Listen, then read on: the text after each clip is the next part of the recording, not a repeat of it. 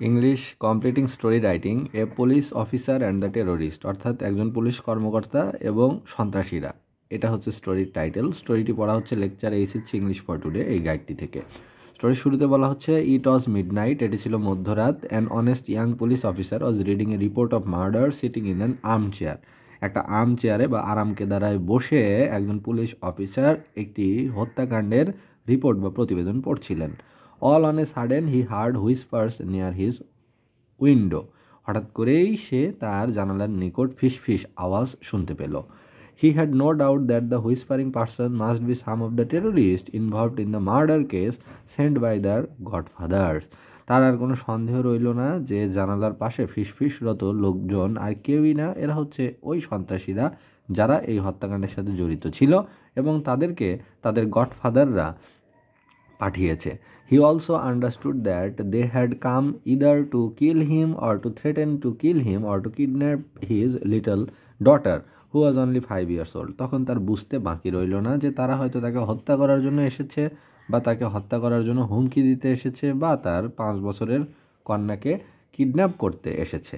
He grew terribly anxious, even a little frightened.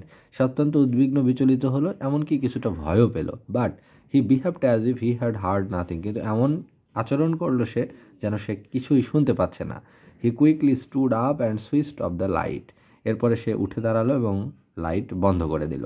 Within seconds he rush to the next room where his wife and child were sleeping. এরপরে সে দৌড়ে গেল পাশের রুমে যেখানে তার স্ত্রী এবং কন্যা ঘুমাচ্ছিল। He quickly took their child in his arms and awake his wife. সে তার মেয়েকে কোলে নিল এবং স্ত্রীকে ডেকে তুলল। He took them to a safe place of the house. বাড়ির একটি নিরাপদ জায়গায় সে তাদের দুইজনকে সরিয়ে রাখলো।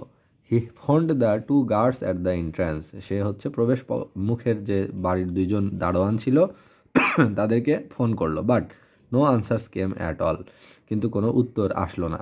নাও he sent SOS messages to the police headquarters and to the local RAB authority. এরপরে সে দ্রুত মেসেজ পাঠালো পুলিশ হেডকোয়ার্টারে এবং স্থানীয় র্যাব কর্তৃপক্ষের নিকট।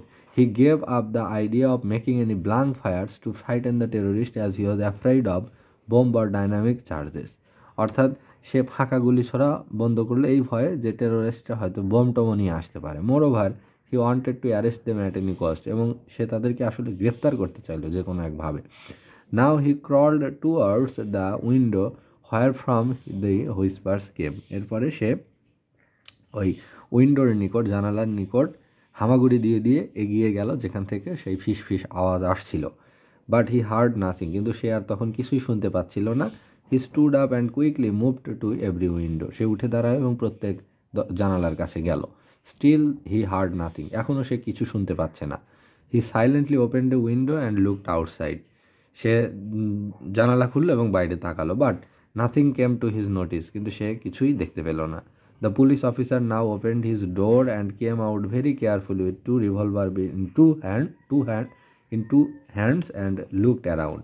এরপরে পুলিশ অফিসার তার দরজা খুলল এবং অত্যন্ত সতর্কতার সাথে তার দুই হাতে দুইটা রিভলভার বা পিস্তল নিয়ে সে বাইরে আসলো এবং চারপাশে তাকালো। স্টিল হি ফাউন্ড নান, কিন্তু সে কাউকেই দেখতে পেল না।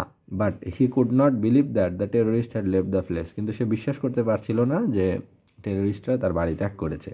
In the meantime, he received messages from 3 police officers that they had already placed policemen and RAB members at different points around his residence. এরপরে সে মেসেজ পেল পুলিশদের কাছ থেকে, র্যাবদের কাছ থেকে, যে তার বাড়ির পাশের 3টি পয়েন্টে তারা অলরেডি মোতায়েন করেছে। সাডেনলি হি স 2 men hiding behind 2 olive trees. হঠাৎ করে সে দেখতে পেল যে দুইজন লোক জলপাই গাছের আড়ালে লুকিয়েছে। The police officer kept them under close watch. তাদেরকে গভীর তত্ত্বাবধানে বা পর্যবেক্ষণে রাখলো। He inform the police and RAB officers outside of their position. যারা বাইরে ছিল পুলিশ এবং র্যাব অফিসাররা, তাদেরকে সে ইনফর্ম করলো। Soon an announcement addressing the terrorist was heard. এবং শীঘ্রই টেরোরিস্টদের উদ্দেশ্যে একটি ঘোষণা শোনা গেল। They were order to surrender within 2 minutes। 2 মিনিটের মাঝে তাদেরকে সারেন্ডার বা আত্মসমর্পণ করতে বলা হলো। Now the police officer ran to his wife and daughter and took them out of the building and carefully reached at a safe distance as he suddenly remembered the incident of dynamite and bomb charges at the residence of a political leader 1 year ago.